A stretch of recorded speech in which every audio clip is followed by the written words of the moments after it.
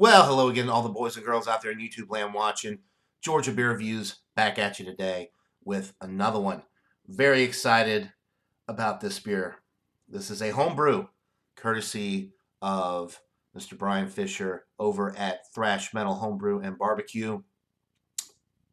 I cannot wait to get into this. This is the Milk Chocolate Stout, 7.5%.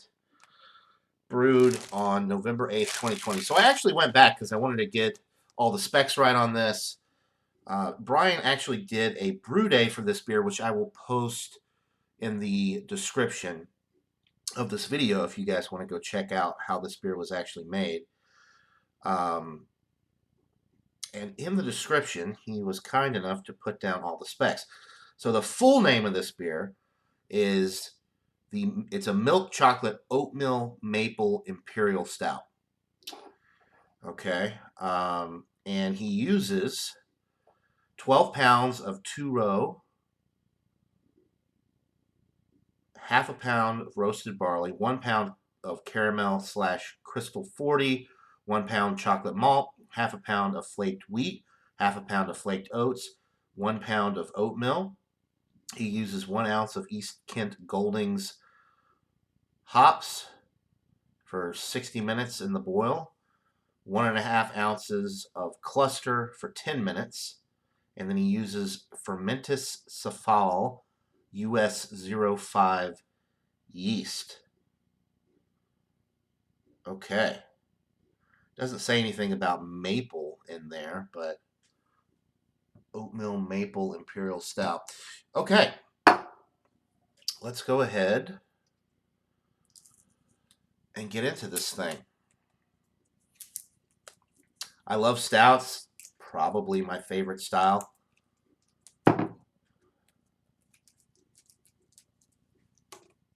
Okay, let's crack this bad boy open. See if we can pop or hiss. Yeah, we do. Okay.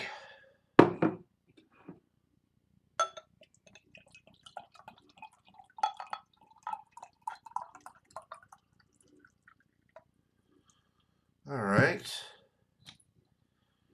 There's your pour.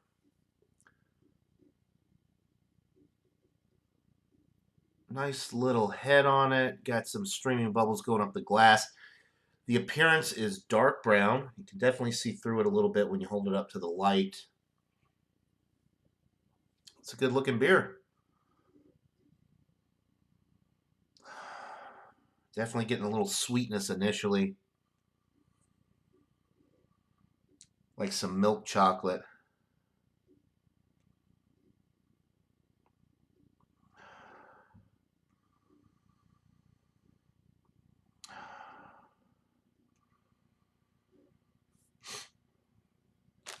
The roasted barley malt is coming through quite nicely. Some bready notes on the aroma.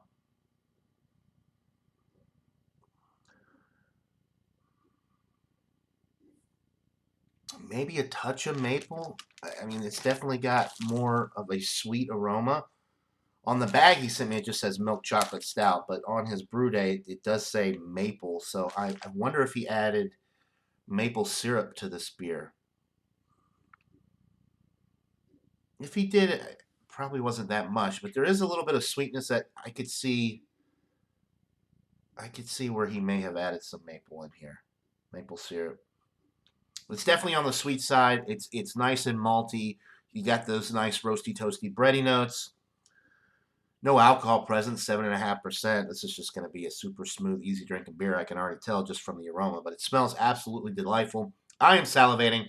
So without further ado, let's get into this brew. Cheers.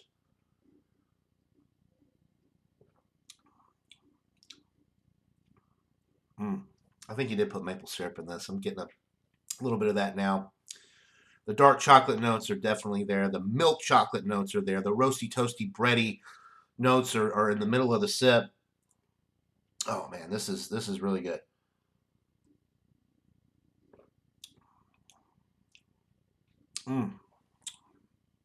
Oh yeah. This is my this is right up my alley. This is like my favorite kind of stout, other than bourbon barrel aged, obviously, which just takes it to another level entirely. You're getting the sweet malty chocolatey notes, the breadiness. There's really no bitterness with this one. I'm not a huge fan of a lot of the Russian Imperials that have a ton of bitterness on the back end.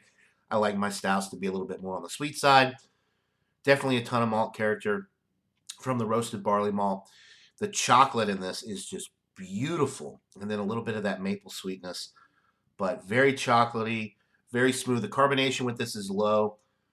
It may have been higher initially, but you know, when you bottle homebrew beers like this, you probably lose some of that carbonation over time. Especially this one was brewed way back in November of 2020, so it's got some age to it, but it still does have a little bit of carbonation. It did have that little bit of head, and as you can see, there's a little film, a little thin film of head kind of left behind. Um, it's not regenerating very well as I swirl it, but I mean, it's there. You can see. This is really an outstanding beer. It almost has a little bit of like a creamy mouthfeel as well. I know there's no lactose in this, but maybe the flaked oats are just giving it that creamy mouthfeel. No warming sensation going down. The alcohol is masked to perfection. You could give this to anybody really, and they would not. I don't think they would think that it's a high alcohol beer. 7.5 is kind of right there on the, right there on the precipice of Imperial. But it's, I think 8% plus for me is Imperial. And I think, well, according to his homebrew video, I think he was expecting this to come out a little bit higher, maybe 8 to 8.5%. But when you're doing your homebrew stuff, sometimes things don't always work out exactly as you had planned. But let me tell you, this is an incredible beer. One more sip and I'll go ahead and give you guys a rating.